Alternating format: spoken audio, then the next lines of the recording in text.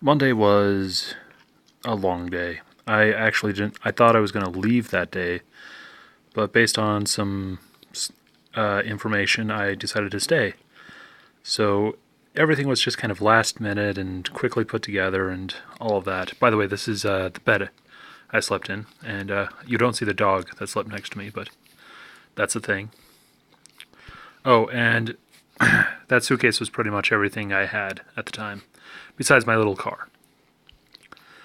So I left, and this is just a wonderful shot of some leaves. And in case you're wondering, this plant is starting to regrow from its dead state, so I'm looking forward to seeing it that way. And I got to the ferry, and once again, I barely got onto the ferry, just enough time to get on the last call, and I immediately bought some breakfast, which was a breakfast burrito with croissant. And it was just a nice day. I talked with some folks, and as soon as I got onto the elevator at Pike Street Market, the people there were like, "Oh, you're choosing the wrong one. We know our way because we take this route every day." And I was like, "Oh, okay, I'll follow you." Turns out they were SPGs, special guests at the show, and they called themselves Spaghettis. So I didn't get to take a video of these guys. I just took a picture, and it was just a usual day. They told me about the couple I met. They told me about how they worked at Nordstrom's. I didn't even know it was located in Seattle, to be honest with you. And they told me how the IT department is working to make websites, and that most of their sales are coming from the websites, but they don't really know how to do the sizing anymore. And that's really a Nordstrom's thing. Is you get sized and people help you with clothes, and they don't really know how to respond to that. But they're selling better online, so that's what they're hoping will continue. And I had to show you this, the Cat Theater. This is the main theater in the entire show. And yes, those little boxes. Wait, let's see if we can do it. If it fits, I sits. We accept any cat puns. You can has lanyard. Oh, it was great. Anyway, I saw this the other day, and that somebody just sits there and gives information and tells you stuff. And there's another shot. And I saw some wonderful, wonderful paintings. These are Koreans, and he's dressed in a military outfit, and she's dressed in a traditional Korean Confucian outfit. And yeah, it's very much so Korean. What do you know? And so I went through the show floor to kind of figure out what there was. What's a good idea for me to use my 360 camera. And the first thing I realized was it was just way too crowded for me to take the 360 camera the way I wanted to. And that was really disappointing to me, but I was like, okay, I'm going to, do some other stuff instead, but let's see what's on the 6th floor. Or actually, I walked the entire floor. This is the one game I wanted to play, was Horizon, or Forza Horizon 6 or something. And I really looked forward to it, but the lines were just way too long. And the Indie Mega booth would need some special routing around it, but I wasn't going to worry too much about it. And this guy was at... You know what? I don't care. It was just a lot of games I didn't care about, and I don't know how to say that correctly. Here's another shot of the crowds. Oh, watch this. Handing it over to our exceptionally talented and handsome casters, it's Ringe and Flo. And if you know I was in the building for Street Fighter 5, you know I was in the building for Soul Calibur 6, you know damn well. I love me some Dragon Ball Z. That was the conversation, and it was really an awkward conversation because he was like, "Oh yeah, Dragon Ball Z, it's gonna show you what a great game it is," and the other guy was like, "Yeah, I know. I actually really like the game," and it was just really bad banter. But you can see there's multiple crowds and people like that. Then I went to the indie area that's on the 6th floor, and I realized that it was flowing a lot better. There were a lot less people, and more games I wanted to play. I'm going to ask the NES Maker people about Pixel Game Maker, what they think about it. I think he's already said, but I kind of want to check that out,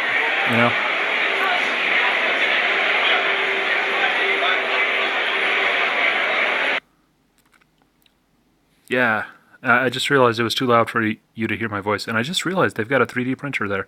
Huh.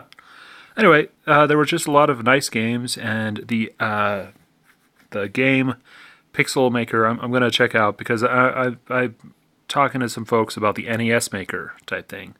So, see what their opinions are. And this was a enforcer, and they all dressed up. It was really cool how they all dressed up. They made sure to be wacky and all that stuff. So I wanted to kind of show you some of that. And here's people just going up an escalator.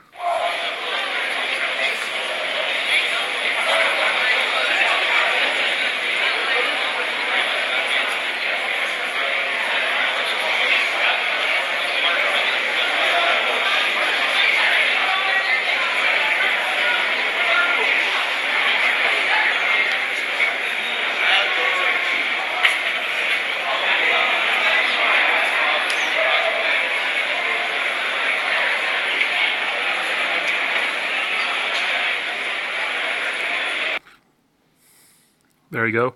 The two guys in masks were making all sorts of comments and proposing and were wooing themselves up, so that was kind of cool. There actually are people playing on the right, but this was the third floor. It was fairly empty, but it had tabletop games in it as well. Here's some more paintings. This one by Patsy Sir, Chinese ink with color. Very, very beautiful painting. And anything I liked, I was like, oh, Sinam. That's Korean, or that's Vietnamese. Cool. And another Korean artist, Juni Kim.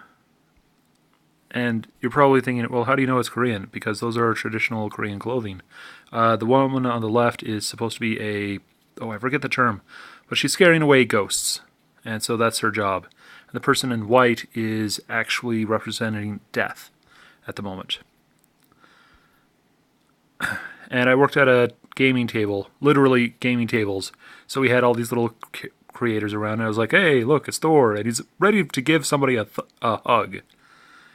And this was one of the only real cosplays I got to get a picture of, really. But, it was an ingenious idea, so I'm gonna give it props. And yes, those clothes you're looking at, that's what I wore for 3 days straight. And as soon as I got home, I changed. This was a game, and I was talking to a lady. It turns out she's from Guizhou, China, which is in the southeastern section of China. And I don't know much about the south. I know more about the north. I studied Chinese history in school, and I speak a little Chinese myself. And yes, I understood what they were saying, sort of. I could also look at their faces and stuff and read more into that. But yeah, this game looks like a lot of fun, and I was taking pictures and chatting with folks. And there was an entire family there working with me. I'm going to try looking up this game later on, and I've been told after the fact that it's a lot of fun. And the grid was made by C4 Labs, and I guess I didn't know this until like the last couple of hours, but all the really cool things that I was showing to people was part of the premium, the high-end sale of the tables. Like if you buy the premium version of the table, you also get this extra stuff, like the grids being shown right here. We're actually packing everything up right at the moment. And so I'm just kind of wandering around because my car was escorted off of the convention floor because people on floor 6 didn't like it or thought it was dangerous. And this was awkward because I had already driven it a lot. And I'll actually say something interesting is they approached me 2 times. They approached me 2 times. And both times I had just finished. So it was just like, okay, well, I'm leaving anyway. So nice talking to you. But they were trying to be forceful and stuff because that was their job. It was their job to be forceful with me to make sure I don't cause any problems. And, I had already gotten my footage, so I didn't care. I was trying to be as friendly as I could, though I gotta admit to you, back of my head, I knew that I had to just not talk, because if I opened my mouth, emotion would come out, and that would be a bad thing. But this is a piece of art that I actually really, really like. And I saw this when the arcade at Emerald City Comic Con was actually in that corner.